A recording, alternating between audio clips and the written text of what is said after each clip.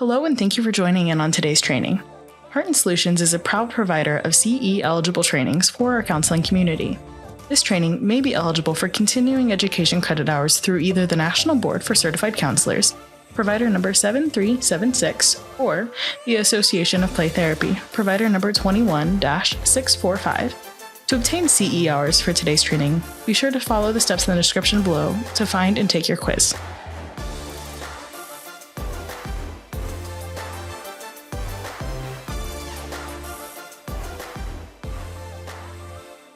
For those who may not know me, my name is Dr. Colleen Grote. I am the Vice President in charge of the therapy department here at Heart & Solutions. I am incredibly happy to be hosting this training through our UNATA training platform today. Before we get started this morning, though, I do want to take a couple of minutes to review just a few housekeeping items. As a quick reminder, everyone who is attending this training needs to be individually registered. So if you are in the office or joining with a friend and you haven't logged in for your own LearnWorlds account, you won't be able to get your certificate and your credit for being here today. So just make sure that you open your browser and log in through your own LearnWorlds account. That way you can access that CE quiz and certificate after the training. You won't be able to access that quiz until the training is completely done. So once we log off today, that's when that CE quiz will open for you. For those that maybe have done a few trainings with us in the past, this is a new platform. So if you have any questions about how to access things, please let us know. All of the materials for today's training can be found on your course page. So there's a teeny tiny paperclip in the upper right-hand corner under that course page that will open a drop-down to any attachments or resources that are shared for the training today.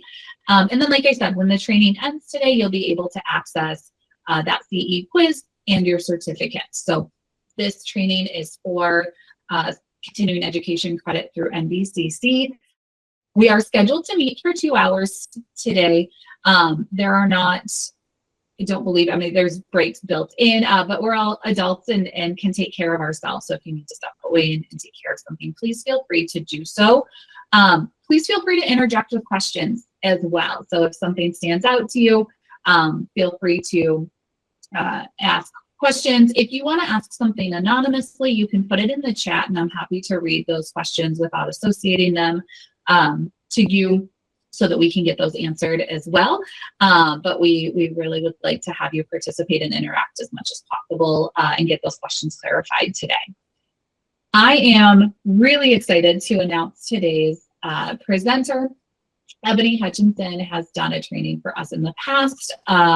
Shameless plug, go check it out on our recorded trainings because it's wonderful. But for those who have not attended that before, Ebony Hutchinson is an LCSW and RPT who has worked in behavioral health since 2004. She's an adjunct professor at the Brown School at Washington University in St. Louis. She specializes in trauma with an emphasis on foster care youth. Ebony is also the founder of the Community Reach, a nonprofit that was established to increase access to specialized mental health services to marginalized communities. So, Ebony, I am very excited, which I guess is a weird thing to say, but I really am excited for this ethics training today. And I'm going to stop taking up time and hand things over to you. Thank you. Good morning. And it is a privilege to be here with you all today. So before we get started, just a couple of responses. When you think about ethics and ethical dilemmas, what comes to mind first for you?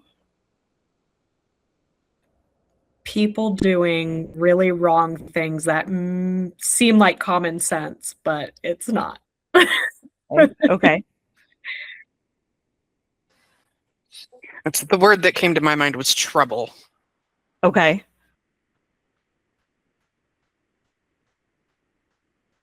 The train track dilemma. Okay. So when I was putting this training together, I kind of approached professional development as re-educating professionals, because I truly believe that there are sometimes a lot of gaps in what we're taught and how we go about conceptualizing and understanding how to apply it from one scenario to the next. I feel like graduate school or your undergraduate degree talks a lot about things, again, like Natalie said, are common sense. No, you should not engage in a romantic relationship with your client. No, you should not do sleepovers with your clients. No, you should not have a foster care kid in your house that is also doing therapy with someone in your private practice. These are things that really are no-brainers for most of us, but it doesn't help us in our practice because no one has really taught us what are we looking for? What is the criteria to differentiate and navigate through tension that may be there in practice? And then we're also taught about ethics with the assumption that we're always working with an individual adult. We're not taught about ethics and how that can look differently depending on the age of a client, depending on the presenting issue, and depending on who the client is, if we're doing couples, if we're doing family, if we are working with an adult who may have a guardian because of a diagnosis, but they are able to engage and participate in their care. If we're working with adolescents, even if we're working with children, because at the end of the day, every human being has some right to autonomy and has a right to be engaged in in the treatment process.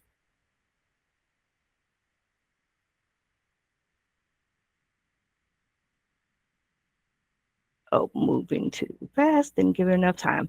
So the learning objectives today, hopefully at the end of this training, you are able to identify a formula that you can apply to situations to be able to navigate what stakeholder has the most influence here. Are my professional ethics, do they trump what organizational policy may be? Do a guardian's desires outweigh the desires of a dependent minor? These are all things that we can get to the answer if we understand what the process is that we're using to navigate it. So where does the challenge begin? So most ethical dilemmas are really not between choosing what's right or wrong. Honestly, the work that we do really is not about right or wrong. It's really about what is the best solution or option for what we're presented with. What treatment goal, what intervention, what resource is best suited to resolve or support a client with whatever that presenting issue is that need that gap. But what ethical dilemmas often are challenges in balancing competing ethical responsibilities. So I'm a social worker. So in our code of ethics, it specifically says do no harm. And that's when it's thinking about clients. So I'm sure that our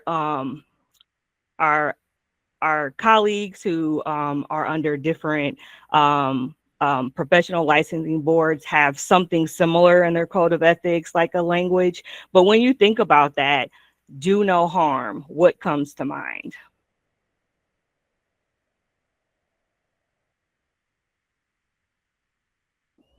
I feel like so much comes to my head of like making sure clients have autonomy, but you're also making sure that they're safe when it's like an adult. When it comes to children or teens, you're like wanting to find that balance of including parents in the care and the treatment, but also providing the safety that kiddos and teens need to be open about their struggles too. Thank you. Any other thoughts? Well, like with working with couples, do no harm is more of a keeping everything in balance. We're not going to pile everything in session on one partner. We're going to kind of balance everything out. So that way, like one partner, both partners always have a dilemma. So we're not going to let one dictate all the time or let the therapist join in on with just one and they go in on one partner. Instead, each partner gets both of their time and they both get equal mediation. That's more ethical. Yeah. My wording is awful. I think we're following. Thank you. Yeah. And I think that what you shared also applies to family work as well. Any thoughts on how that comes up with documentation?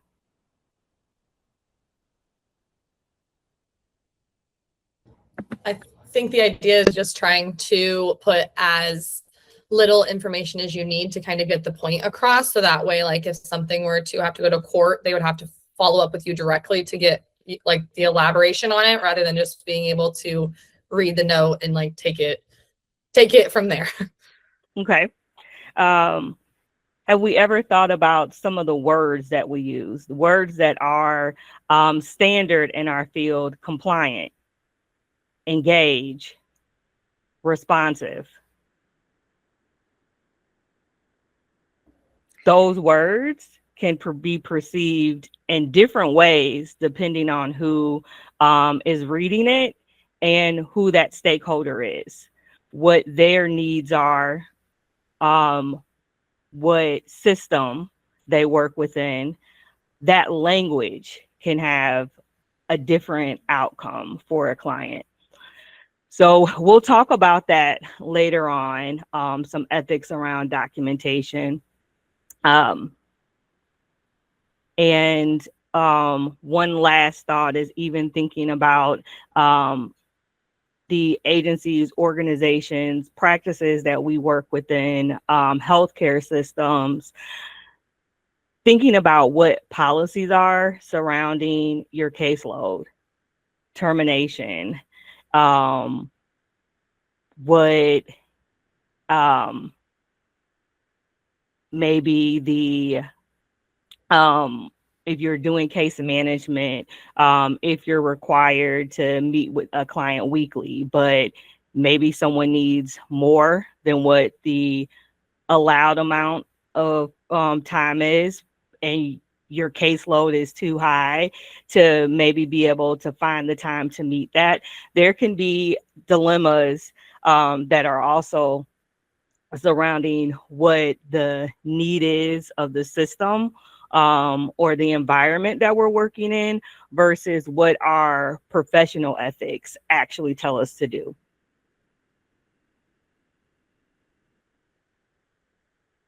So what makes a situation gray?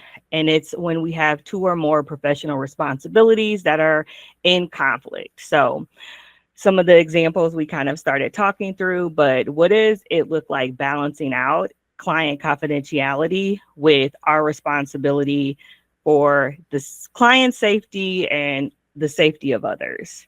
So what does it look like if you have a client who is endorsing or has shared that those intrusive thoughts of self-harm are getting stronger, that maybe they do not have an exact plan at this moment, but they're scared. They're communicating that they don't know how long they're going to be able to not engage, not give in to those thoughts. They technically wouldn't meet the criteria for an inpatient hospitalization, right? Because there's the thoughts, but there's no intent, there's no plan, so that imminent risk, that immediate risk is not going to flag off to most carriers unless we're dealing with a client who has a significant treatment history with, hospitalizations and attempts. But what if that client at this point in time, they're attending sessions, you know, they're responding to any emails, they haven't gone MIA, but they are not agreeable to allow you to start initiating that safety plan. How do we start balancing that out? At this point in time, our ethics may not say that we have room to disclose yet, but our clinical judgment, our understanding of a client's treatment history, the progression, knowledge of evidence-based practice is letting us know that clinically there's a concern here. And how do we kind of start balancing out through that?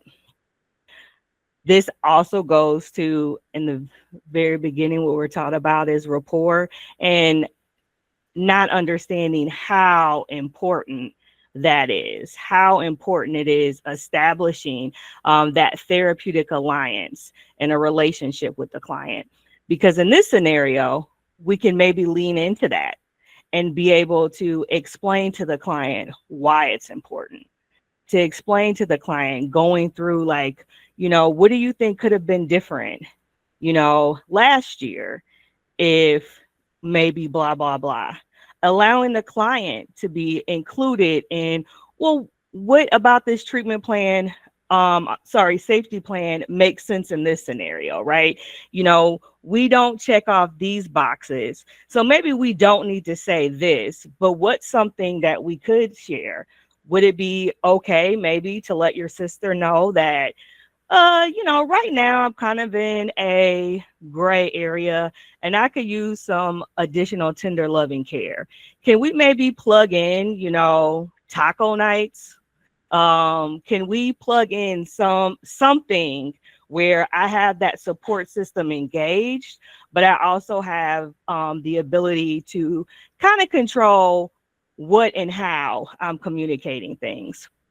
That falls right under client autonomy, parent involvement, and the child's privacy. At first it said adolescent, but I really feel like it should be a child, because even a 3-year-old, has some ability to be able to identify what they want for themselves and what they want for other people. And usually it is more so like external things, toys, but still, that's them starting that practice of identifying what my boundaries are, what's safe to me, what I want to share, what is really mine. What makes this a challenge for folks that work with children? Balancing out the parent involvement and then wanting to maintain the privacy of your client, who is the child.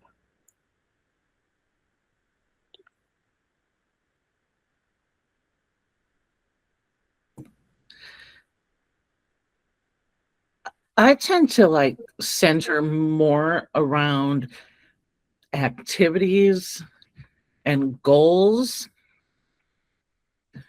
and less about super detailed stuff with the parent.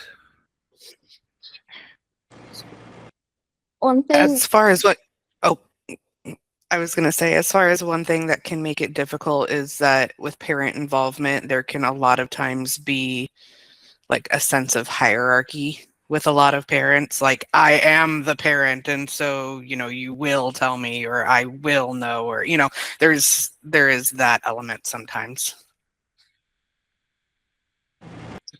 one thing that I have done or have found helpful is to kind of let the parents know there's some big things that we're talking about and we're going to keep it between us right now to build trust and hopefully continue sharing those things. And then if it gets to a point of a safety concern or something that is concerning beyond that point, kind of, then I would bring it to them and kind of being open with the parent and the kid.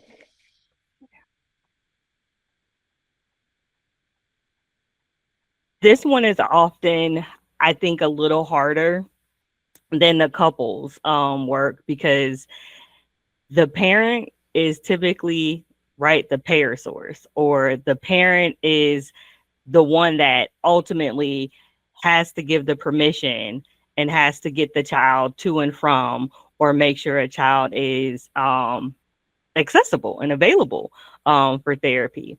And I think often, because we don't get these type of dialogues and framework and programming, we're not taught how psychoeducation is an intervention.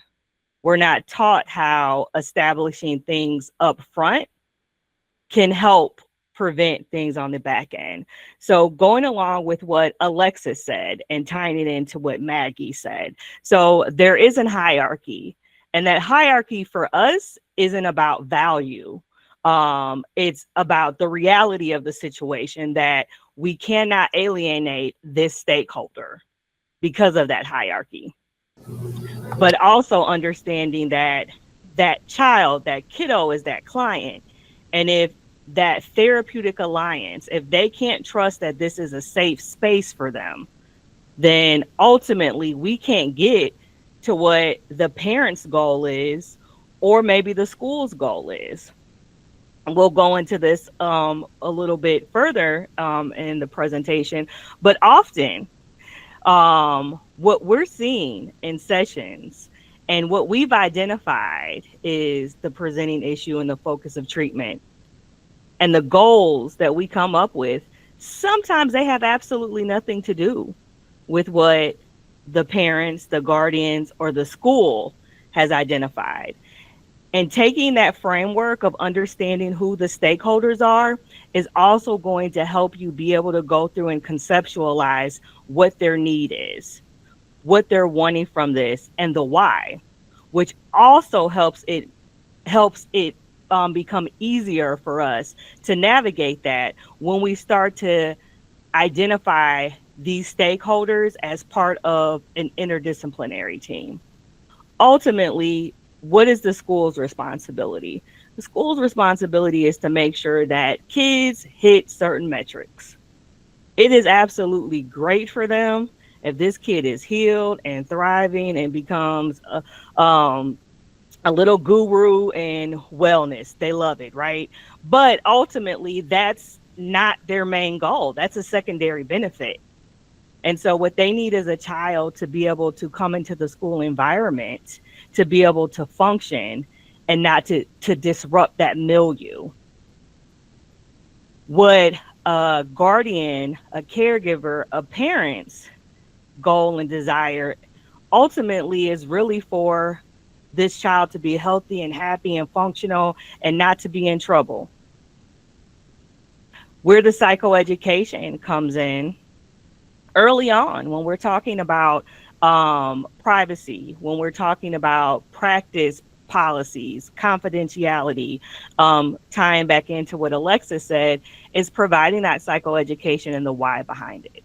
Explaining that this space is supposed to be a safe space, and asking them as an adult, when something is happening in your life, when something is bothering you, are you able to talk about it with everybody? What do you need before you're able to talk about it with everybody or someone else? Do you need time for yourself to be able to process through something?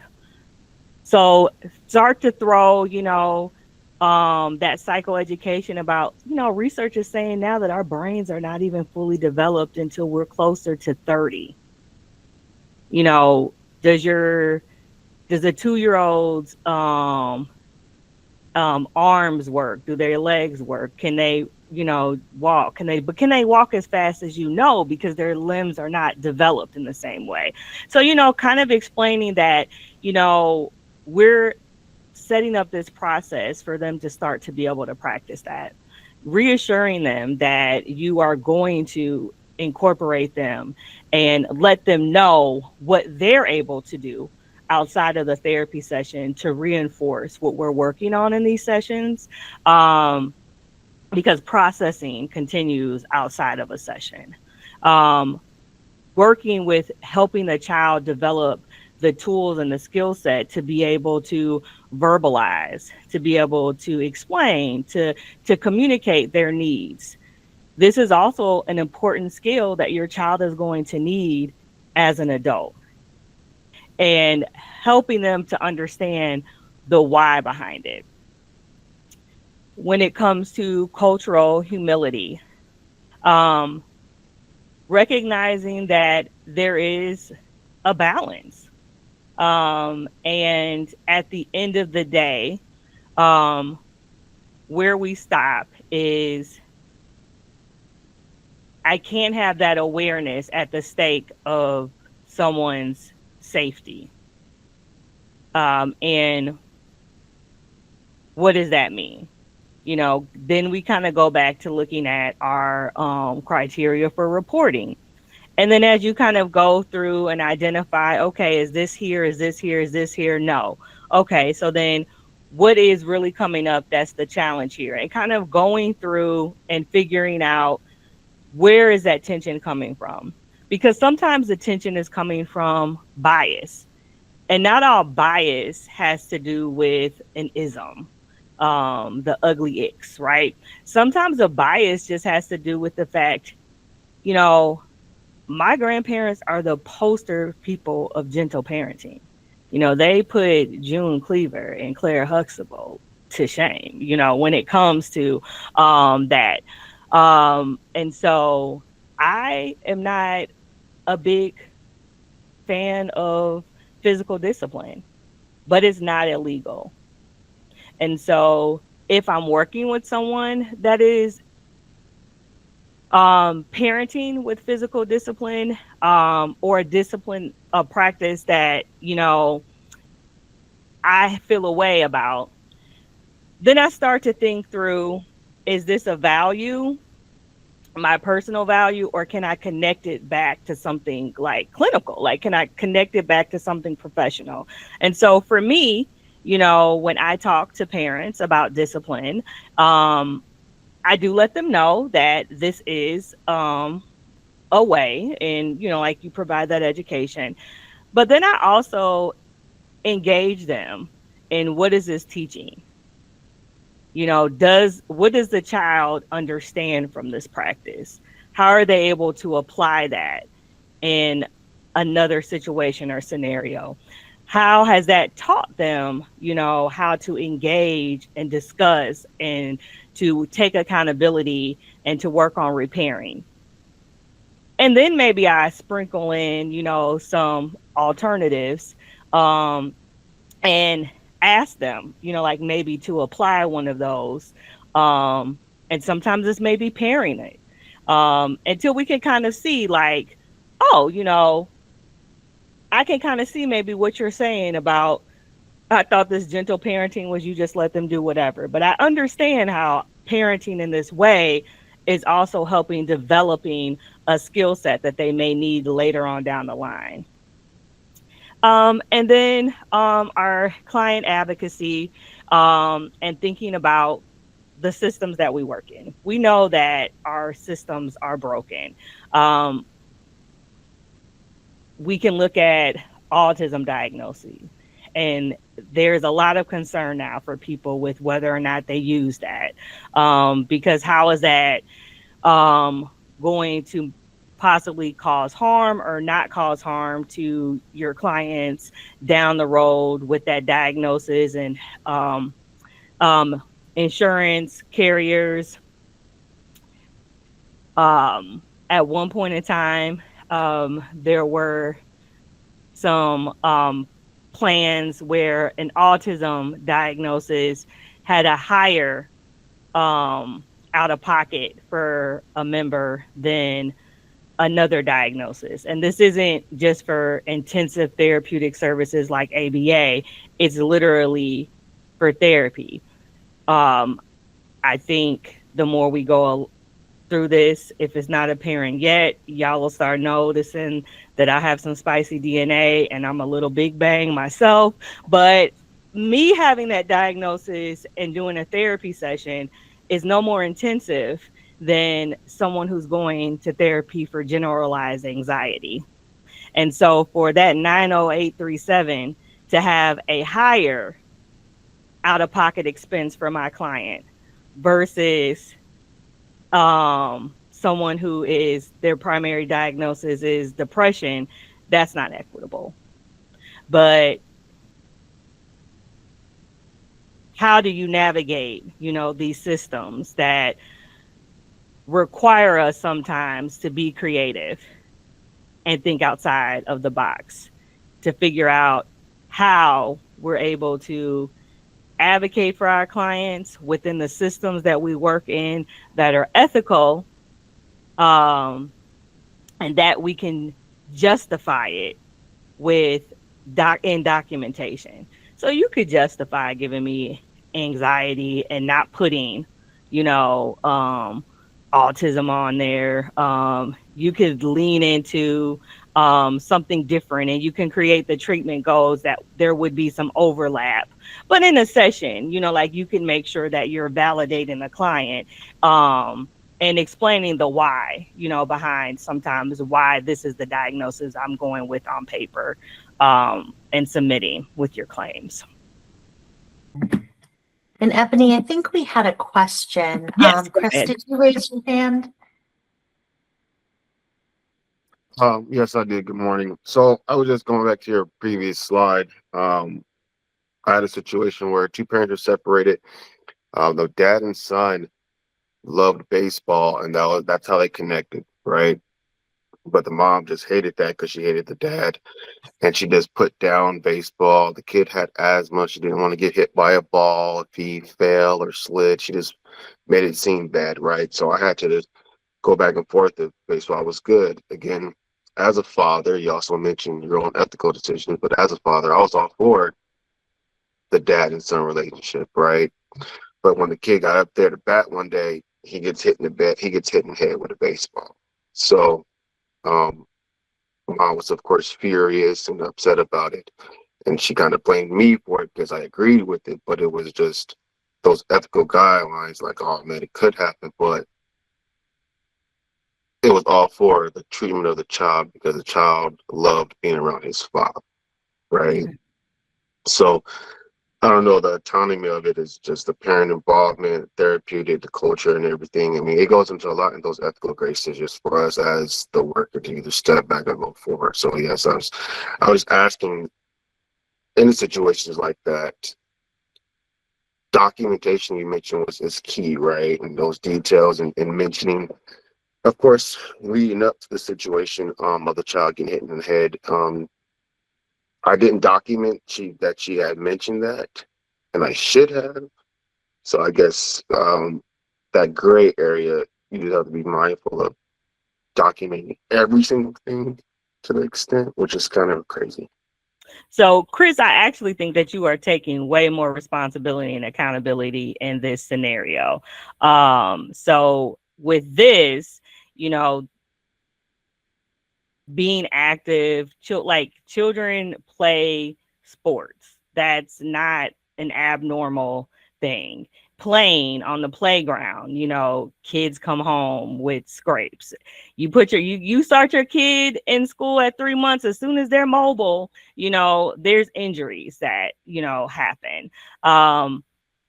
You did not sign this kid up. You did not take this child. Ultimately, this is the responsibility and the decision that the parents would make. Now, as far as the discussion coming up, I think that my documentation would have focused more so on, I don't even know if I would have, put what the activity was per se, but just that, processing, conflicting, positions of the parent. One parent is in favor of an activity, another parent isn't, going through, the kind of the pros and the cons. I think I would have focused more so on, with the mom, the psychoeducation that you and your son are not experiencing the same person. that it is quite possible for two things to be true. Whatever you feel about him and your experience with him could absolutely be true. Someone could be a horrible partner, but they can be an amazing parent. And that it is unfair for a child when parents view that parent-child relationship dynamic through the same lens that they're viewing their relationship as a prior partner, a current partner, or a co-parent. And you wouldn't necessarily hit it that direct. You would have, some prettier, like talking points. You would have some resources that you would provide. But in that work, also getting them to understand that children thrive and become the most functional, stable adults when their village of support is the largest. And so ultimately, like that, it kind of sounds like, kind of going back to I think what Selena was saying with like the couples and one person kind of dominating the direction. It sounds like that maybe mom could benefit from a place to really process like what are you responding to, what's coming up. Is it the frustration that the first 10 years you were here, but it was every other weekend, or Wednesday for 3 hours? I'm the one that took off when they're sick, but not sick. I'm this, I did that. And now where he's to a place where he doesn't need, he's hot and ready like a Little Caesar's pizza. Like I already got him ready for you. You don't have to do that much now. Now you want to come in and you get to do the fun things. You get to do, like I have to be the parent that is responsible for parenting. Right. You maybe get to be the parent that gets to do experiences. And so kind of talking through sometimes, like where that frustration is coming from and where that tension. And I'm not necessarily saying that that role has to be yours, because I don't have enough information to know what is the most appropriate. But I don't think that you really have any liability in that situation. Yeah. I think it's such a good example, something that seems so neutral as baseball, supporting baseball or not supporting baseball. And it's such a good example of like, even something that seems that neutral, if we're taking a stand as a person in there saying baseball is good, then we set ourselves up a little bit for that fallout. So what a great example of, hey, like when they're arguing about baseball, hey, child thinks this and mom is saying this, right? We're just translating. We're just the vessel, and we're just translating that as opposed to letting it be known to the child or to mom or to dad that we think baseball is good. Right. And so just keeping that scenario. So like ethically, what would be the way that maybe Chris would navigate through that is, one, identifying like, he has asthma, but are there individuals that are athletes that have asthma? Yes. Is asthma necessarily an automatic qualifier for you not being able to do physical activity? So like asking questions and leading into the mom with even saying that, okay, so what is going on with his asthma, that has these concerns? Like, okay, what has the doctor provided with his treatment plan? Even questions like, is the pediatrician managing his asthma, or is this kiddo seeing a pulmonologist? Because if we're not at a specialist yet, like that's also okay. So like it's managed well, like just kind of asking the questions that you would want to allow that person to go down that line of kind of finding out whether or not this concern is a concern, and if it's backed up by anything else that's factual. And if there are some concerns legitimately, okay, so then how do we have this conversation with this other parent with these points? Because this is really the piece that you want to communicate. And then your child, what they're wanting to do, kind of talking through, why do you think that this is important? Why do you know, like, you think that he wants to do this? And maybe coming through like, okay, so how can we keep all of these desires in mind and come up with a path that all parties, you know, are comfortable with? Legally, you're not a medical professional, so you would not give any medical advice. As long as you did not actually give medical advice, good. You don't want to practice outside of your scope. So the questions that we're asking when it has to do with health, we are wanting to know, is this something that's being treated? You know, what is your most, you know, like recent treatment plan? Are you compliant? When was your last appointment? We just want to make sure that that medical condition is being addressed. And what clinical intervention best serves this client clinically? What serves this client clinically is for the parents to be able to co-parent in a healthier way for him. And so how I intervene, I want to make sure I'm tying it back to that client. And even talking, is it really the baseball, or is it being able to do something with my dad?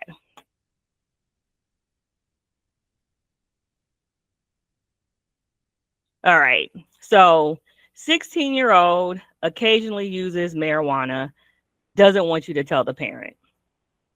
So we have the ethics, the law, and the clinical judgment. So how do we balance out the confidentiality, the autonomy, and thinking about welfare? So, you know, we're always assessing. And so if you continue to remember that we're always in an assessment phase, because we're dealing with people, situations change, feelings change. So we're always listening for new information. Yeah, referring mom. Oh, sorry, that was from the last one. But so the ethics, really just starting to find out a little bit more about this marijuana use. You know, when is it happening? What does it look like? Who are you with? The why you're doing it. Why that's important, because it's going to tie back down into the clinical judgment a little bit later. Because if we're looking at peer pressure versus we're looking at self-medicating, then we're going to want to take different clinical interventions, because the peer pressure is something that we can address and intervene with differently, because the level of risk is different. But if we're self-medicating, there's risk here, and we have concerns that this could develop into a substance use disorder. If this is a 16-year-old when they're at their friend's house and they're sneaking into a parent's gummy stash during a sleepover, versus this is a 16-year-old who is staying with a friend whose parent works a night shift in the ER, and we're having house parties and college kids are coming around. You know, we're just meeting people on the socials. Hey, it's getting ready to be lit, come through. That's a different level of risk and safety, you know, and concern. So that clinical judgment is going to look different. Where the law comes in is that you want to do some research. As crazy as it sounds, you just want to make sure that it's in your state even illegal for a 16-year-old to use marijuana. It sounds crazy, but we would be surprised. Like, we think that there's an age where a child can't be married, but that is not true. There are some states where there is no minimum age requirement, and some states where the language suggests that it goes back to puberty. And so thinking about how young that could be 9, as young as 9, for some females, for puberty. So just thinking, making sure that you're aware, because the worst thing that can happen is that the law says that this is okay, and you intervene in a way that jumps the gun and disrupts this therapeutic alliance when the kid was just playing around, with a friend, and they were home, they were safe. It was just kind of peer pressure, something that we honestly probably could have talked through with a couple of sessions. But what we want to get to is, getting enough information before we jump to disclosing. And in that first session, when we get something, we want to really get through and assess the risk. Get enough information to assess the risk, because that there is going to tell us what that next intervention looks like. Because we may have the ability to process this in a couple sessions and then process through how we engage the parent together, if that needs to be done. Any thoughts, questions, feedback on that one? All right. So key takeaway here is it's not choosing ethics instead of law or clinical judgment. It is integrating all three together. So being able to identify the stakeholders. We talked through this a little bit with the school. So ethical decisions are really just going to affect one person. So identifying who all is in play, what do they need, and what that impact could look like. So stakeholders are going to be that primary client. It can include parents, guardians, partners, other family members, the clinician, because we are also impacted and involved in this process, our agency, employer, the legal system, and the community. And so when we look at behavior, we're not just looking at the function, right? Like what is motivating the behavior. We're not just looking at how this behavior and this outcome impacts the person that is sitting in front of me, or even individuals that are in that micro level, We're also thinking about how this behavior impacts others. So if that 16-year-old is taking gummies from their house and selling them or sharing them, with others, that changes things significantly, because now we're talking about a level of risk and harm to others that we potentially have information with, and not sharing that or bringing that to the parents' awareness can cause significant harm later on down the line.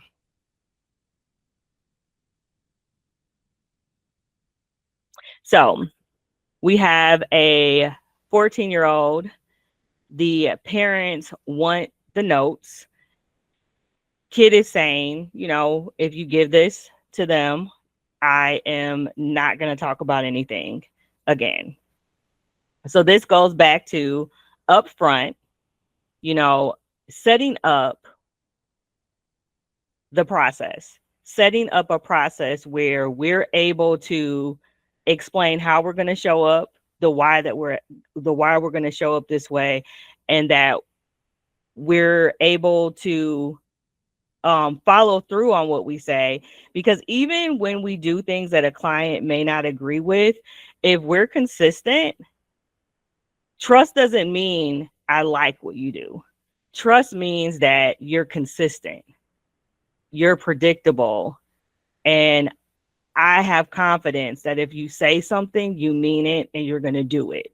And then if it doesn't go away, you're accountable, you have repair, and you acknowledge the mess up. And so with this up front, that psychoeducation and being able to explain to the parent why, it's a safe space and what confidentiality looks like. In my first intake sessions, the child and the parent comes in. I make sure that all together, both parties explain why we're here, so that we're able to hear, what the other person thinks. Depending on the age, when it's middle school, especially high school, I actually go through those type of scenarios. Like, so mom, dad, if Julie tells me that after her first homecoming game, they did a sleepover and they drank beer, I'm not going to tell you that. The reason why I'm not going to tell you that is because if it is in line with, development doesn't mean that we are always making the right choices. If this is developmentally appropriate, if the why behind it was just, I'm 15 and, I don't know, versus,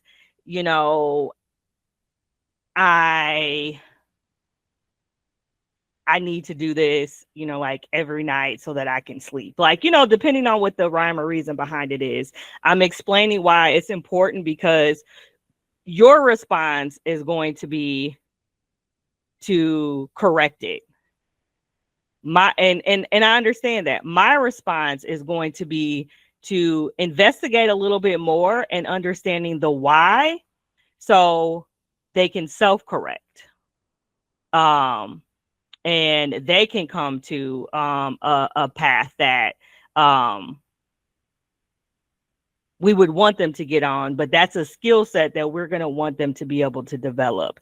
And if you have regular parent guardian check-ins where you're reinforcing kind of what the treatment goals are, what your interventions, are, what they can do at home. I usually kind of always apply some type of caregiver child activity that reinforces it, so they know that this is actually some work happening in here. They're engaged. But if they do need notes for a reason, I typically always, even adult clients, why do you want the notes? What do you need them for? Can I put a letter together that outlines, how long we've been working on, what your diagnosis is, depending on what they need it for, like what the symptoms may be. Sometimes it's, to get extra time for taking a test. Sometimes it is, to be able to have a grace period for turning in assignments late. Whatever it is that you need, why do you need it? I would prefer to put something in writing together to send that letter to you for you to review it, you approve it, and then I can sign it and we can send it off. And then they're kind of walking them through the why. I would prefer to do that versus giving you the therapy notes, because the therapy notes is going into more detail than a person needs. The person doesn't necessarily need to know, why you are navigating PTSD. They just need to know that you have PTSD and a school environment is loud, even though a school environment may be safe, but it's loud. And so for this reason, this is why it would be helpful if my child can eat here versus in the cafeteria. Child and family therapy ethics. So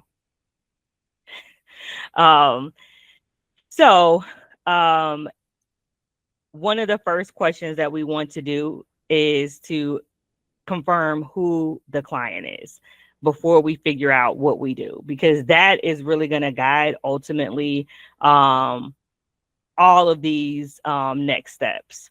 So if you are someone who has done family therapy because the referral has started off with the child, and then we've done family work, keep in mind that is also going to look different than if you are doing family therapy that started off as family therapy. Does anybody need, would further clarification be helpful, or is that okay?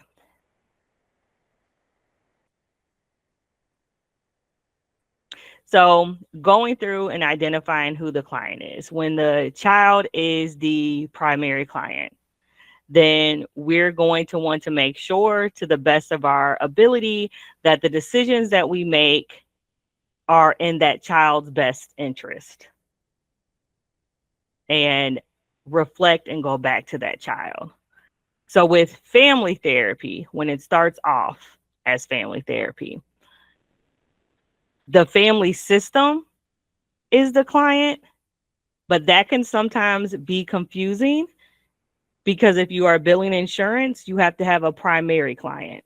So just have that caveat that the primary client for insurance billing doesn't necessarily translate in practice to the primary client for the service.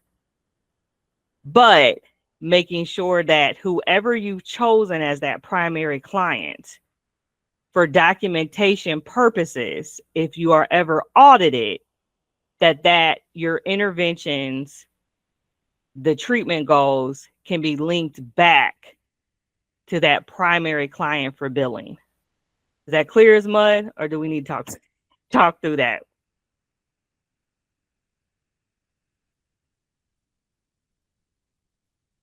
Okay, good. All right.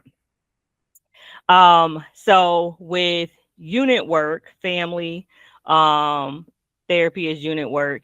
For me, it's always important early on to assess and find out if everyone is involved in individual therapy and or what their experience doing therapy has been like. And that's important. And for me, doing any unit work, I don't require that you see someone like weekly, but I make sure that you are agreeable, like, and okay and open to, if the recommendation comes that sorting through some of these things, individually first could be beneficial for you before we come to the unit to process, that you're going to be open to that. And I just explained, like, this family therapy is about the family. It's about how we're all coming together and being able to recognize that we all bring something to this system that influences how effectively it operates. Your family is a business. Everyone has a position. Everyone is managing a department. You're your own department. What's happening in your department impacts the business. Have you dealt with what's happening in your department first? If not, you may need an executive coach to help you with navigating how to manage your department. So when we come to this team meeting, we can all report out on what's been happening in our department and how what's happening in your department is causing delays in me meeting my metrics, because my turnaround time is different than your turnaround time. And just being able to explain that in a way so that individuals know that we may all kind of need to do some individual stuff. And again, going back to parents, most of the time, we're going to assume positive intent. And most of the time, it is really, truly well-meaning. It is a huge responsibility trying to raise a healthy, functional, productive member of society. And there's a lot that, individuals can be feeling. Also taking into consideration, that even though a client may not share it, maybe there is some bias, that they have about what is it going to be like for me as a single Black mom, accessing treatment. I sometimes feel like that I lean way into more with making sure that it's very clear to everybody that I'm a widow.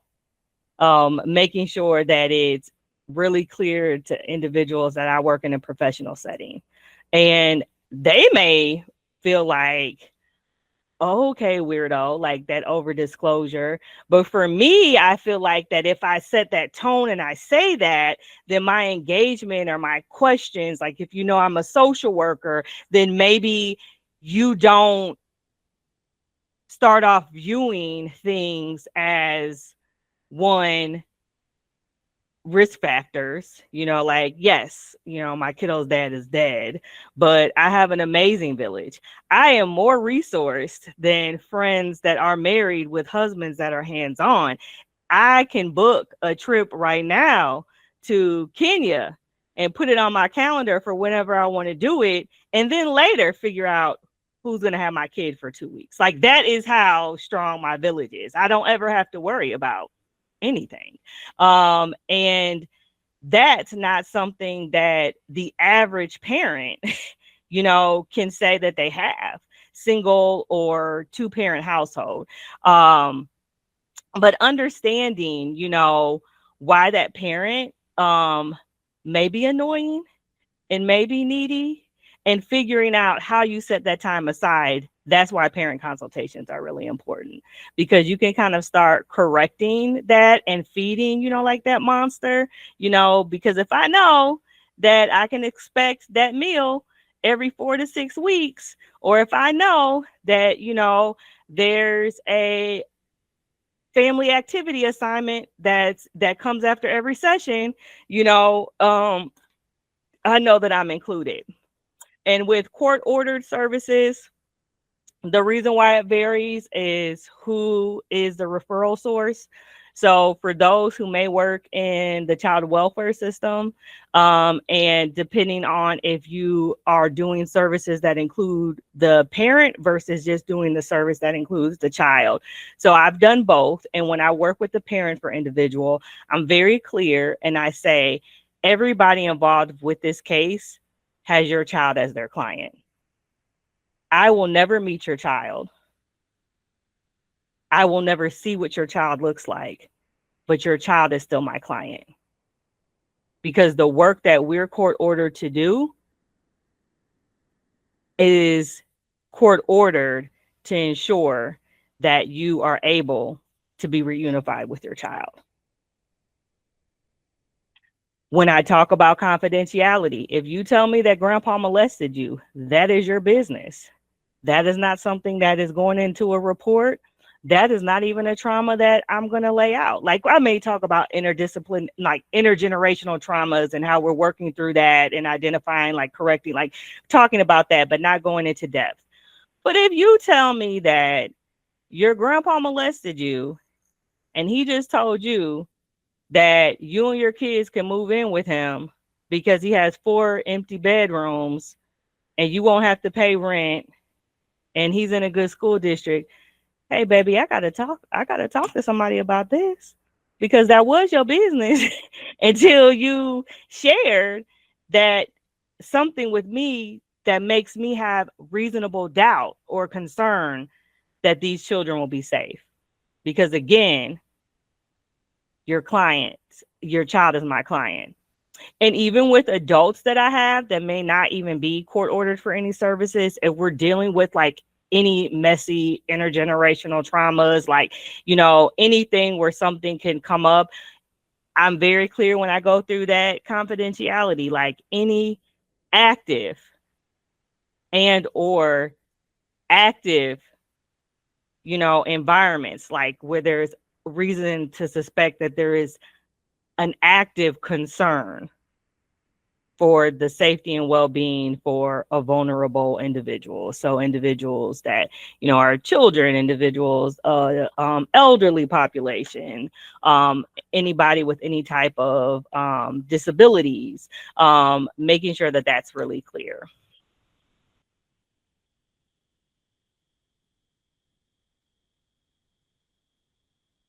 So it's not all or nothing. It's a balancing act.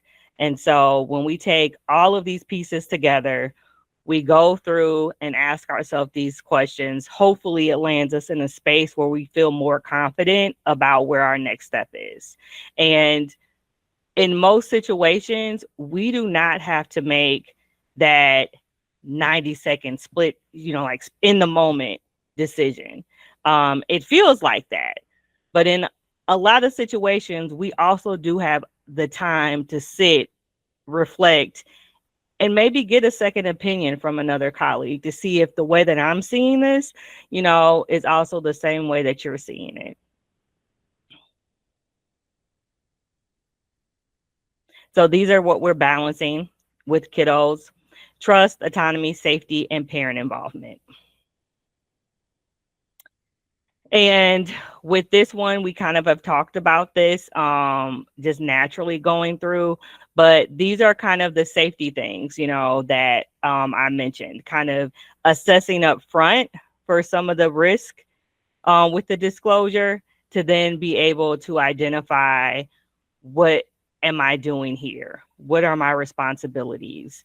When do I need to? How long can I sit on this? Like, is this something that, we need to bring the parent in before we leave? Is this something where we set up a follow-up session for later on this week to talk through this? Like, what does that look like? And to the best of your ability, being able to involve that kid in the planning process of how we bring that caregiver in up front.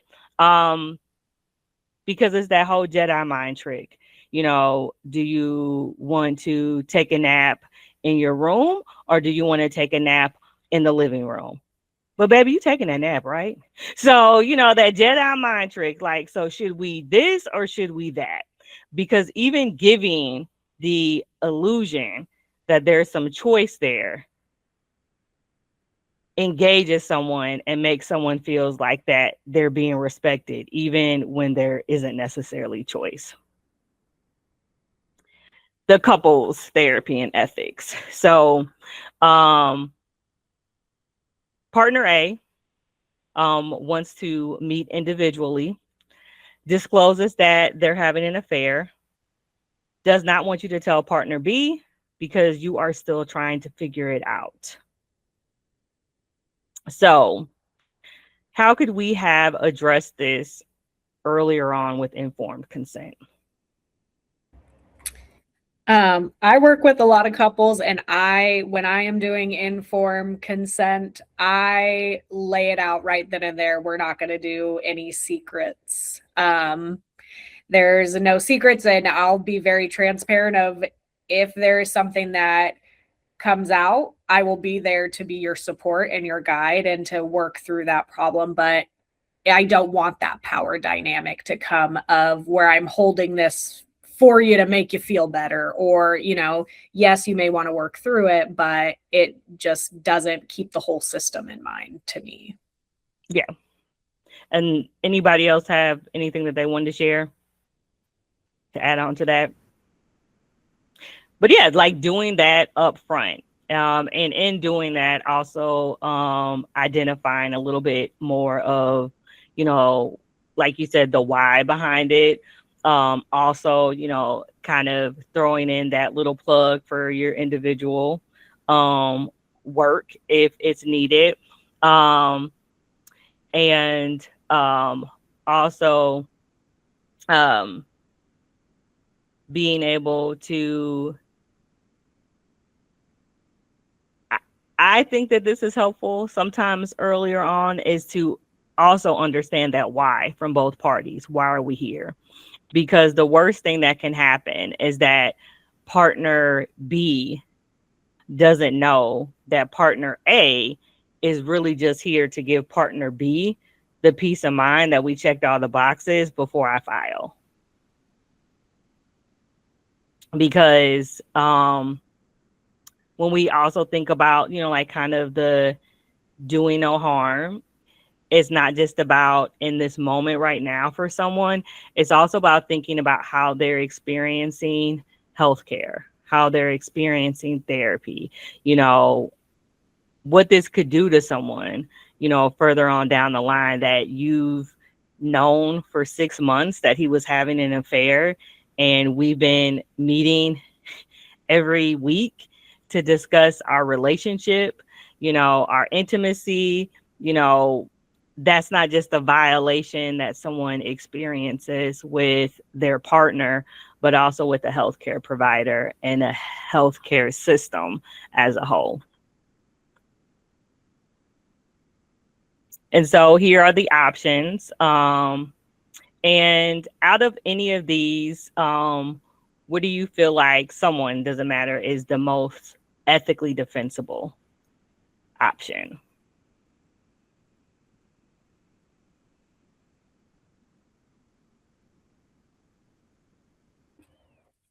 I'd say B. That's what I would go with. Okay. B. Anybody else have a different?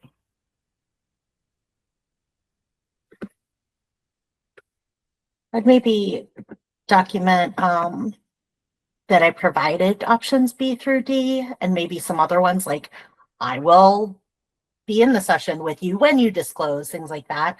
And then just document that like these are the options I provided, and then this is the one that they chose either actively or by default. Yeah. And so yeah, B with the timeline. Yes. And so when I've done C, my response to the couple is typically that as we're working, I've identified some things that I think would be critical for you to process through an individual therapy. And I would like, for you both to take some time and kind of talk through some of the things that have come up. I will provide you with the themes that we've processed these last few months, where some of the tension is, and you both can take that to your individual therapist to kind of talk through that, process through that yourself before we kind of come back. Because what I don't want to have happen is that we keep processing through something that's not cooked yet for one person, and then it's going to mess up the entire pot. Because we're processing something that we don't understand yet for ourselves individually.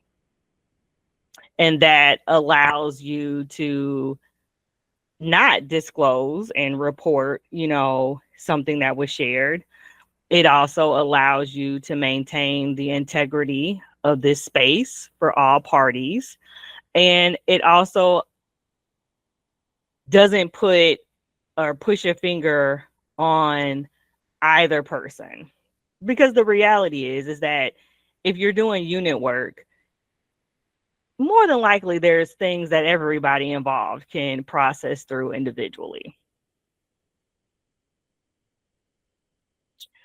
So just thinking through and remembering that most of the time when we get couples, there's already been issues.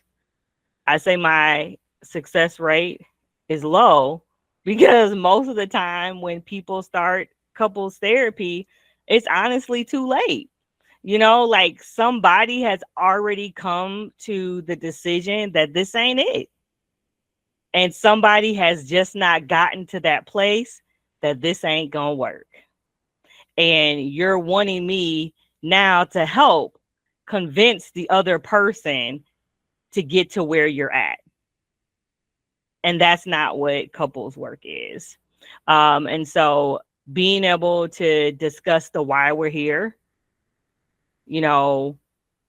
what we're hoping to happen, the realistically, like what couples therapy is for. Like I cannot switch somebody else's decision. Like I do not have any type of activities or dating jar tips that is going to make somebody fall in love with you again. I cannot do that. And outlining what your secrets policy would look like. And with the documentation, if there's anything significant that you want to call out on what that's going to look like. Community-based ethics.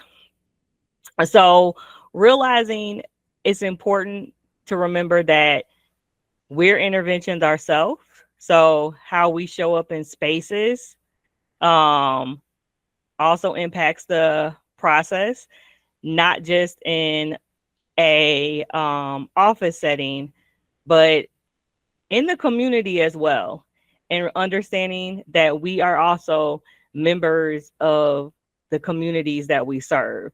And it may not necessarily be, by identity, but most people, unless they're just strictly telehealth and they have license in multiple states, but most people kind of like live within an hour radius of, like where they work. And thinking about that, it is possible. It's not running into somebody at the grocery store, like all these group posts, like, I saw my client at, Red Robin, and I just didn't know if I should speak. Like, no, like the things that we need to talk through is like what happens, when I'm engaged in the community that's a shared community with the client, or how do I practice in the community when there's so many variables that are outside of my control, where I cannot maintain, a certain level of safety or confidentiality or pre-prepping an environment when I'm in the community. So less private, there's more stakeholders involved in the community. Lines can be blurred more easily. There can be an increase in safety concerns. And some of the environments is home, schools, shelters, and other community settings. So you're doing in-home therapy with a 13-year-old. Part of your work includes alone time with that kid.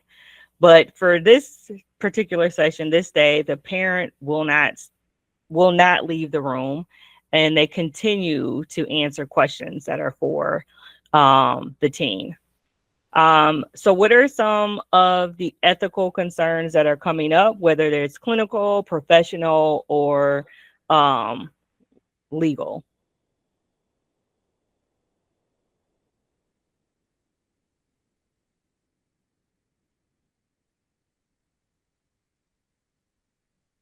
So for me, it is more so like the clinical concern, because it's really important to be able to model and follow through on what we say. And so that child is possibly looking for me to maintain that boundary. How, we navigate that and go through that. I may say, well, okay, it sounds like, or it looks like today that maybe there's more, like kind of talking that we might need to do as a group. Is there another time that I can meet with Natalie? What would that look like? I may say, hey, remember our 20-minute rule. Is this something that we can schedule a time, like offline for us to talk through? Just coming up with different scenarios where I could kind of take the ball, take the lead, and troubleshoot that. But I may also think through why I'm doing in-home therapy. In-home therapy is convenient and it makes things more accessible, but it's not necessarily always clinically appropriate. So making sure that I've assessed that, and if this is any type of like a one-off.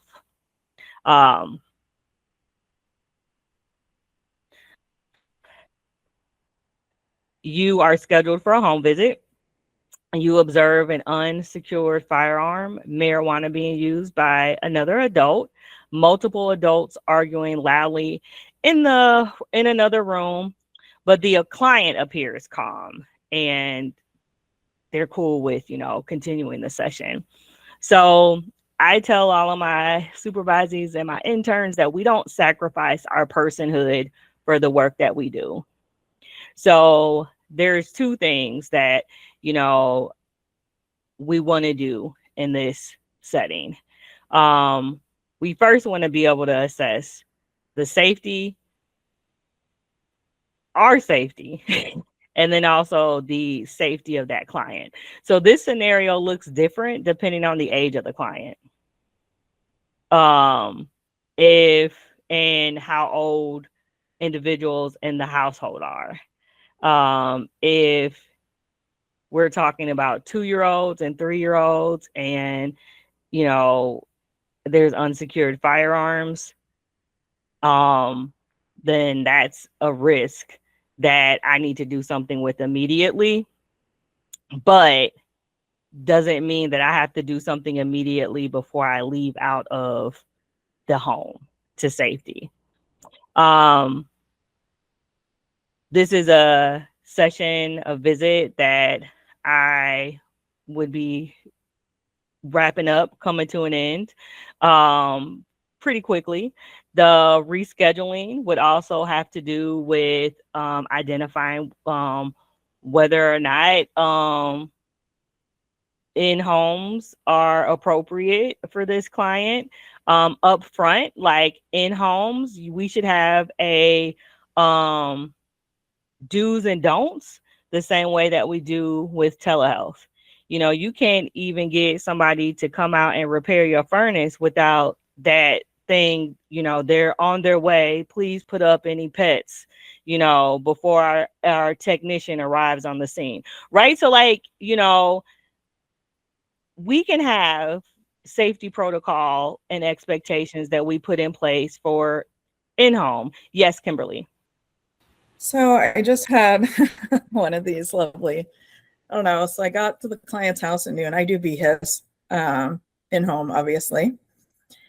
And it was dark. It was a little apartment, and they had people asleep on an air mattress in the living room, somebody in the kids' bedroom. So we're gonna have to do session in mom and dad's room. On the bed, they had no sheet. You can only imagine it. That's what you imagine. And I was like, okay, this is not okay. One of those things where you're like, the kid's so happy to see you though. So you're like, it's like I tried, but I ended up ending it early, and I had to send a message to both parents saying this was not appropriate. This was an uncomfortable situation. We will need to meet at my office or a local library. I had to have this conversation one other time when I was there, that literally I had a 3x3 space on the floor for us to sit and try to do work. But yeah, those come up, and it's very hard to deal with, because how do you say, the kid's there, he's a young kid, you don't want to be really, how do you? So I tried to do a little bit, and then I just said, we're gonna have to end this early. We don't really have the space to do this today. I don't know. It's one of those things, especially when you have the kid that's so excited to see you. I kind of struggled with I'm not comfortable. Mm-hmm. So would you have handled it then and there with the parent? This is uncomfortable, I'm not going to stay? Or do you just, I kind of just said, well, it doesn't look like we have space today, we'll have to rearrange. And then I did let the parents know that future sessions will have to be in public if we cannot, that I've had to state this before, that this isn't, I have to have space where I can work with the client. Okay. So in that moment, if I was unable to pivot to outside safely to do something with the kid instead, whether weather permitted or the neighborhood is safe enough to be able to do that, then I would have ended the session. And I would have, like rescheduled with the parent to find a time, like that worked better for them. I probably wouldn't have in that moment kind of gone through like, remember, blah, blah, blah. But in the beginning, I would probably identify things where, what is your internal policy about in homes? Like, where are you able to meet, not able to meet? Some agencies you're not able to meet in a bedroom,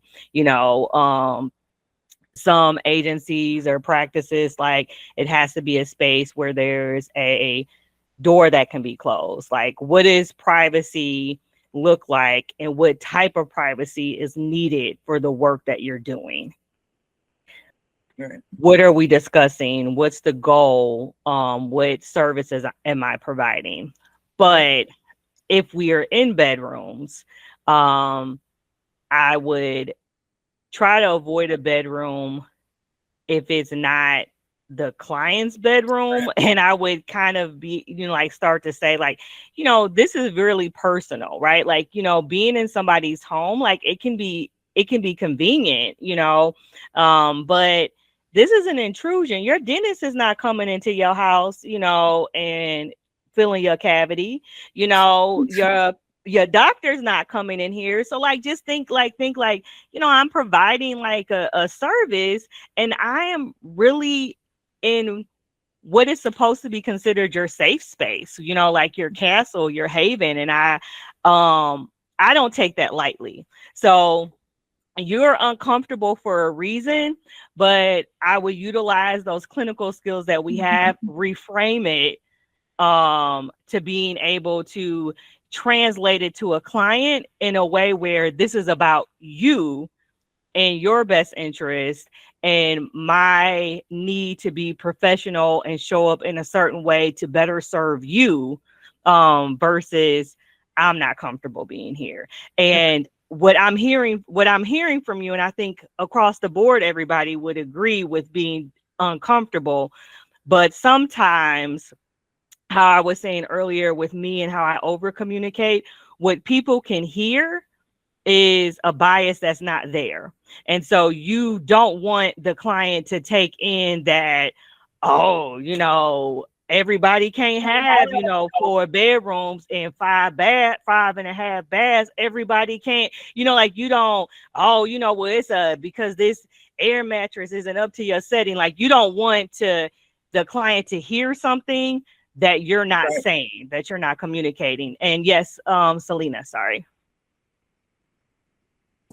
My only thing was like, if there's only like a 3-foot area to sit and there are so many people in the residence, something that I would be looking at is the cleanliness and safety of the residents when We you're have in there. DHS involved, so they're already involved okay. in coming out. So that part's being addressed. Otherwise, yeah, there would have been a Okay. they're already It's just something- that's already in place. So I just said, we have to have a place to do our activities, and with not having even a flat surface, it made it difficult to be able to complete what I'm here to do. So we have to have an environment where I can do that. So yeah, it's just not. Those are fun situations that aren't fun. In the Like- report, I love that you were identifying that, the rapport building with the child, because the child was so excited to see you. And so when you were describing it, you were like, this is a huge factor. I don't want to be rejecting of this child. And so I love that. And the idea of reschedule and like, hey, when can we meet? Because I want to come see you. I can't wait to do these activities we have prepared. And rescheduling it right then, so they know, no, it's not that you don't want to see me. It's that we don't have the space today. Yep. All right. Thank you. Welcome. Confidentiality being shared in an environment. So you are doing therapy in a school setting. Teacher comes into the office, is still in there. Kiddo stops talking. automatically. So we already know what our obligations are for confidentiality, but what could have been done proactively to prevent that from happening?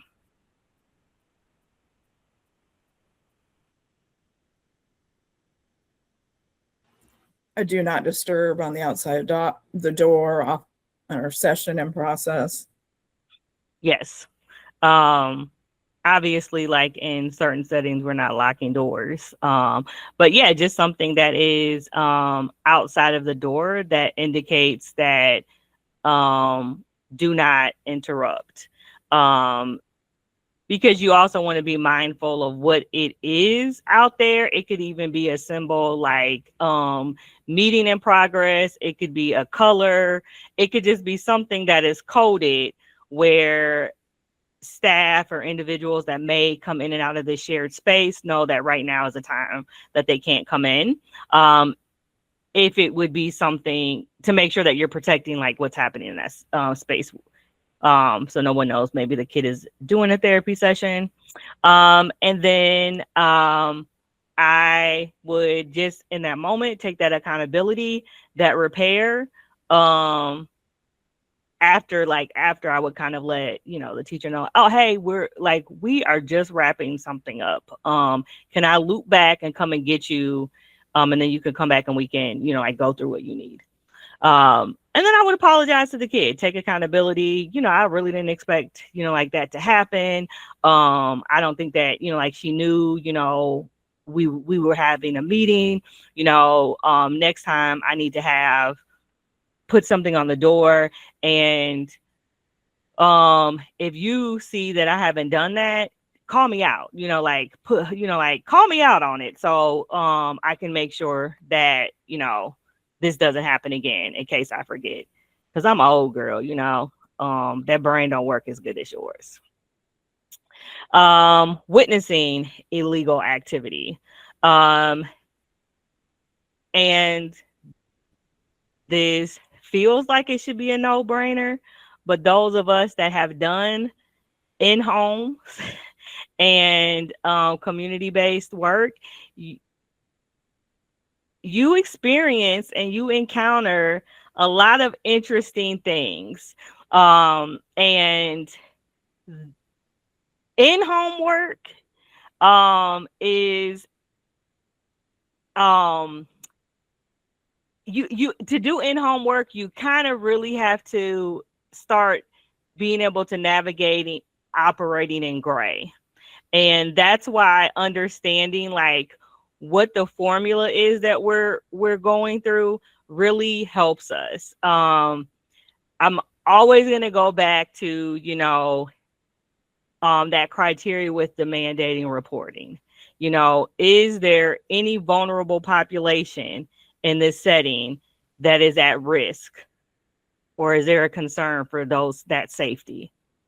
Then going back and thinking through like, being a mandated reporter doesn't mean that you are working undercover for the feds or the CIA. Like, we're not, here getting all the juice, to be able to bring it back. No, like, so I see people litter all the time. That's illegal. Do I report it? Like, just kind of going through like, does seeing this mean that I need to report it? Just going through like what are things that may make this a concern.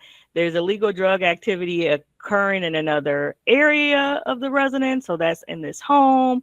Who is my client? Who is in here? Is this something where I'm able to say, hey, Chris, can I talk? Can we step outside? Can I talk? Like no kids, or hey, can we set up a follow-up time? But something in like giving you that education, like, Chris, I'm going to tell you, there are no children that live in this household. So yeah, your own bias versus actual concern or home.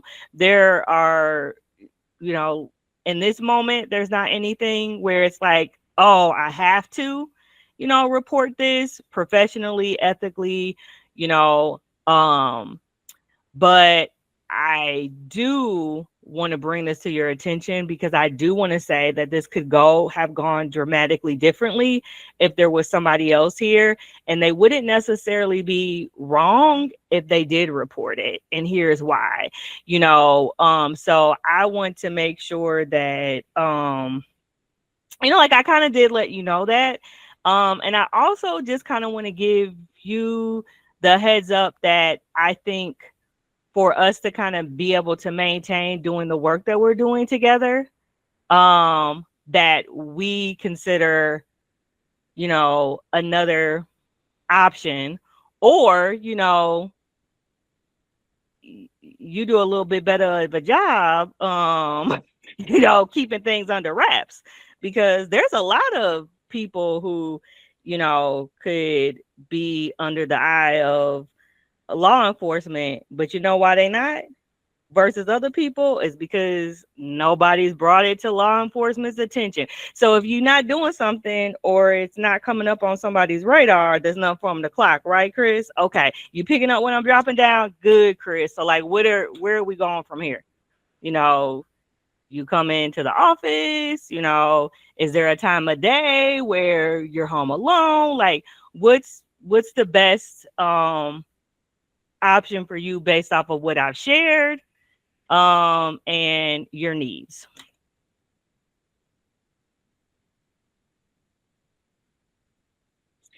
So you are the only Spanish speaking therapist within a 90-mile radius who accepts Medicaid. These are the things, these scenarios that are the more harder for us, right? You did an intake, and then after the intake, you find all of these things out. You all attend the same church. Your children are a part of the same youth ministry. Sometimes you volunteer at the same community events. You know that declining this referral would mean that the family has to travel possibly a couple hours, or receive services through an interpreter. And the family is really excited about being able to move forward and work with you. How do we handle this? What are your thoughts?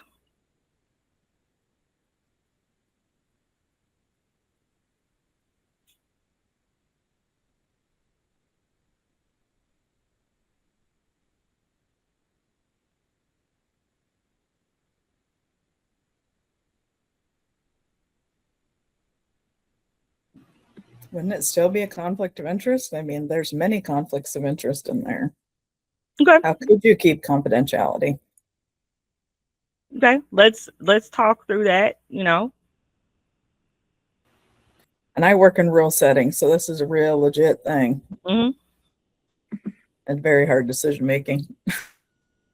Yeah, I think these are where consultation comes in. So documenting, you know, those 3 consults with professionals or with your code of ethics board, and doing the pros and cons list and going through the structure, documenting it, and then making sure that the informed consent is extremely well documented, and that for each of those situations where you run into each other, that you have a protocol and a plan in place with that client.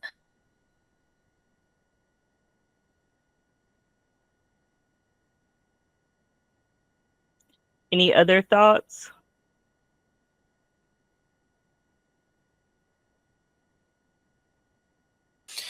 This goes back to, you know, kind of keeping your personhood, but from a different perspective in my head. But depending on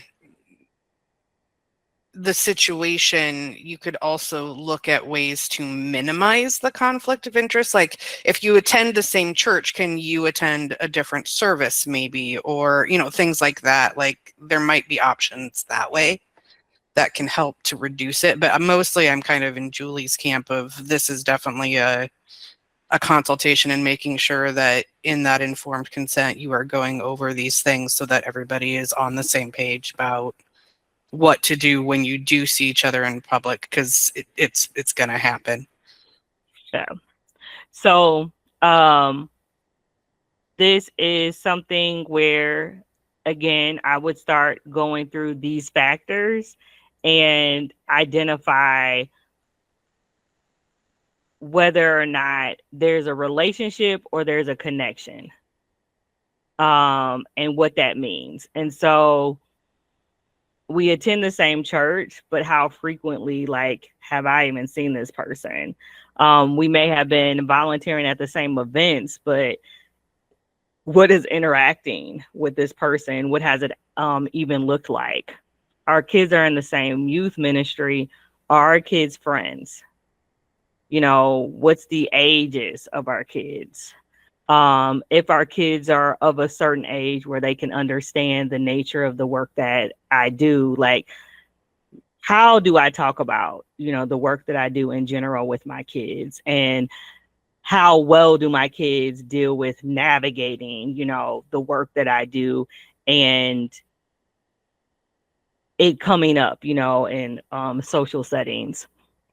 And then I would think about how comfortable I am with making any of the changes that Maggie threw out there that may be required in order to work with this family.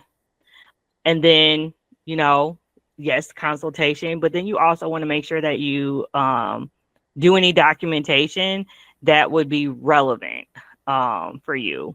And these things come up.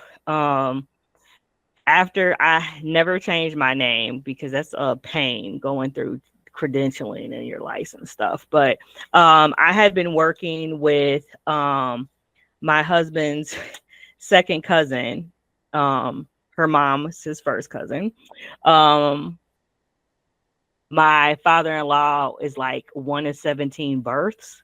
So their family is huge. And after he died, she found out who I was, because he died during COVID and there, you know, still the protocol with services. So, you know, message was posted connecting him to my post, and she saw it.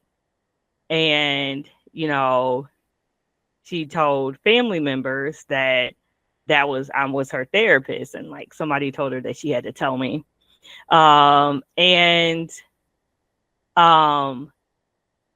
That was a moment where we have to terminate. You know, like, this isn't a relationship dynamic, a therapeutic dynamic that I can continue, because you are too closely, you know, connected. Even though we don't have anything, there's a high probability now that there will be some overlap. And there has been now, because there's been an increase in family members now, you know, wanting to know and be involved and help out with my kiddo. But I didn't leave her hanging.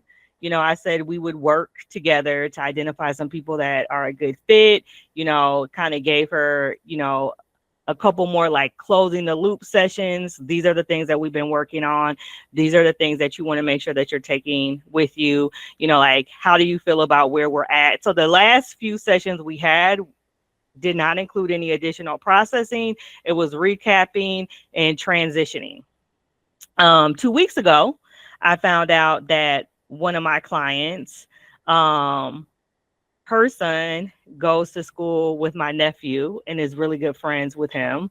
I have not seen her at birthday parties, because typically, you know, I drop off and you can drop them off when it's over with, my kiddo. But my son went to the camp at that school. My sister is an administrator in the district. So my kiddo went to camp, and he's been playing with my client's son. And they have a picture, and they have been having a lot of fun, and they really like each other, and they're little big bangs with Kevin Hart personalities. And so socially, you know, like, awkward, and like, this is a really positive thing for them. And so What my client and I talked through is that we're okay with them doing any playing together if my sister is the person that's kind of arranging and doing play dates, and the things that happen are like the zoo, you know, the magic house, urban air, but like not going into each other's like home spaces, because there wasn't anything that we felt like would impact that dynamic. But being able to go through and check and figure out what barrier is actually there that creates a legitimate concern with how effective treatment and interventions can be for the client. And then conflicting systems. So this kind of goes back, we talked about this a little bit. So just recognizing that we're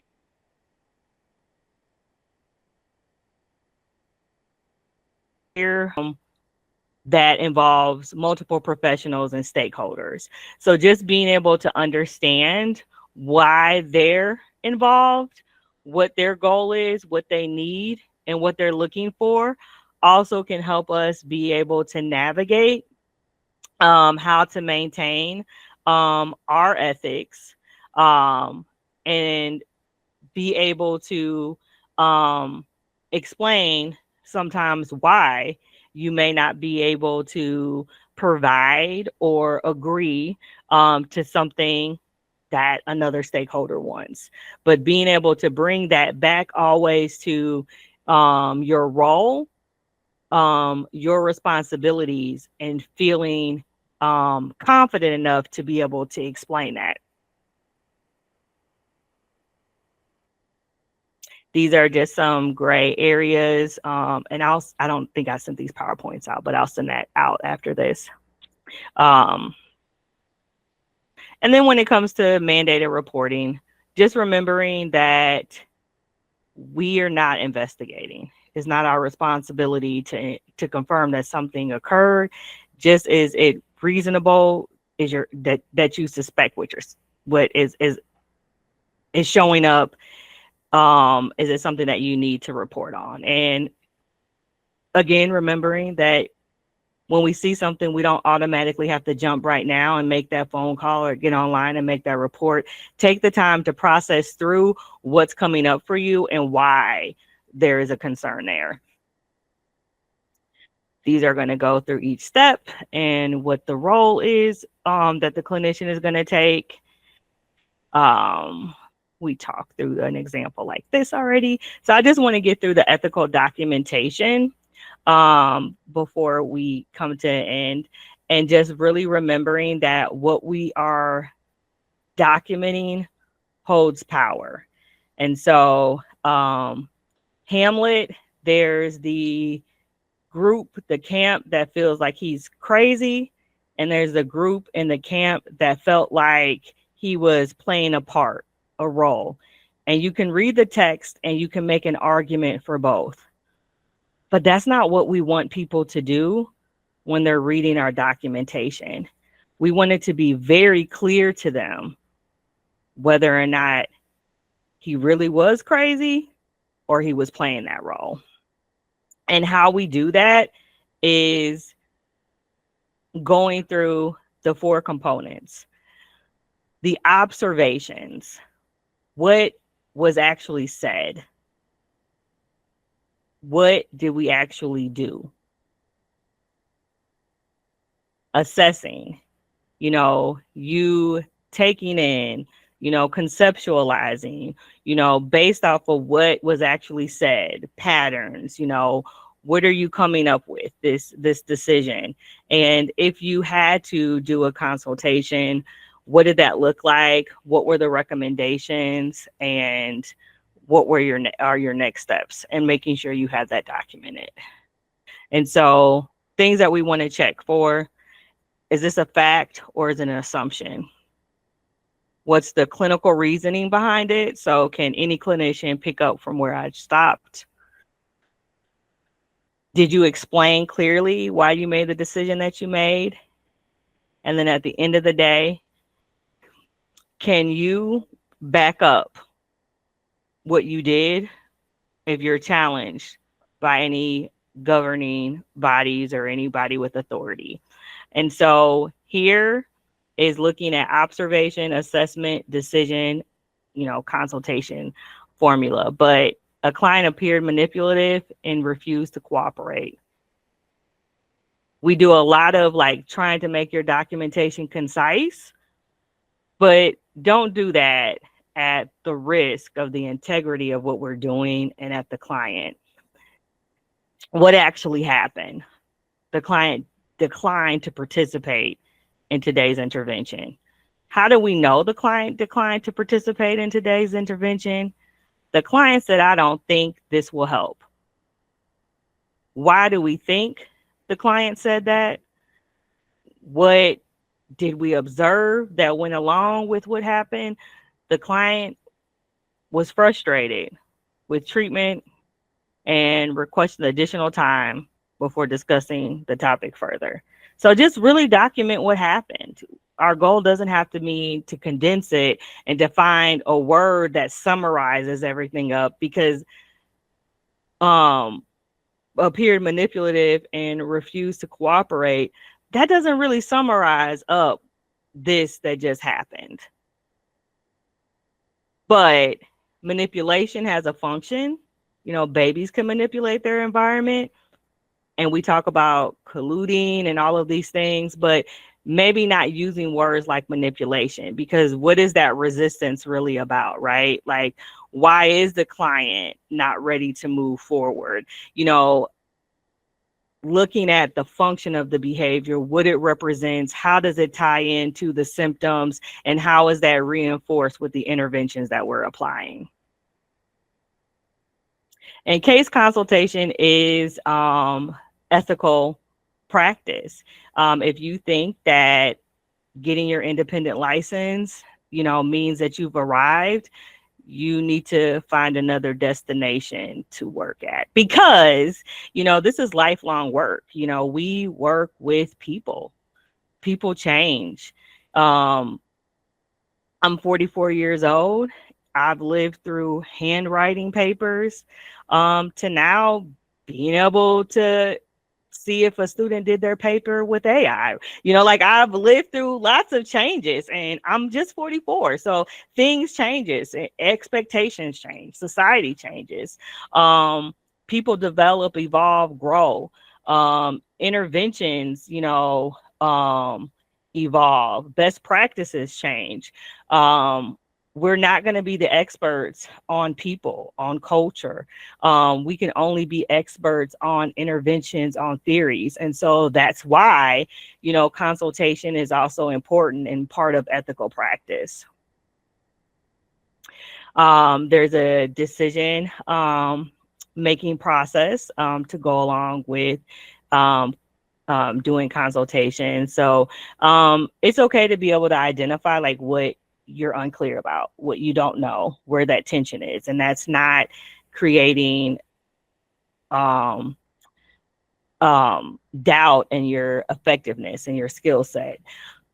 What have you done already before going to that consultation? You want to make the best use of it. You don't want somebody to regurgitate out to you or give you something that you could have done on yourself. So for yourself, review your ethics, review laws and policies, come prepared. This is where I'm stuck, and this is why, this is what I've done so far, but I'm still not able to kind of make sense of this. That's where the consultation comes in. Document that you've done a consultation. And if you are doing consultations and you are doing that outside of your role for your job or as a part of supervision, I would highly encourage you to make sure that that is covered under your liability insurance, because it's not just chopping it up with a friend about Gilmore Girls. You are giving somebody your professional opinion. You are a licensed clinician, and any and everything that comes out of our mouths, that we type, that we put out there, holds the weight of us being someone that carries a license. So make sure that you have done that. And then after you've been able to document the consultation, then proceed with what those next steps are that were identified. And putting it all together. So this is a scenario. We have a 15-year-old. There's joint legal custody, but there were no court documents. Maya primarily lives with mom, but spends alternating weekends with father. The marijuana is heavy today, but we have the marijuana use. We also have some reports of Maya where maybe that relationship with dad may not be the most secure, some name calling, some criticism. One session, Maya states that she wishes that she could disappear, but she is not trying to hurt herself. Mom is wanting the records to be able to share, leaves a voicemail, wants the same records, is angry. Mom did not consult him and did not have the right to make these decisions without him, according to him. And school counselor is reaching out to you because there are concerns about Maya vaping on campus. And you have not yet verified custody. So these situations can be tricky. But early on, I would encourage you, even if there's just one parent referring, I would encourage you to make sure you're asking that question up front. If there is another parent involved, what does that involvement look like? You know, what do you have on record or on paper? You're okay, in Texas, it has to be on file before you can even do an intake.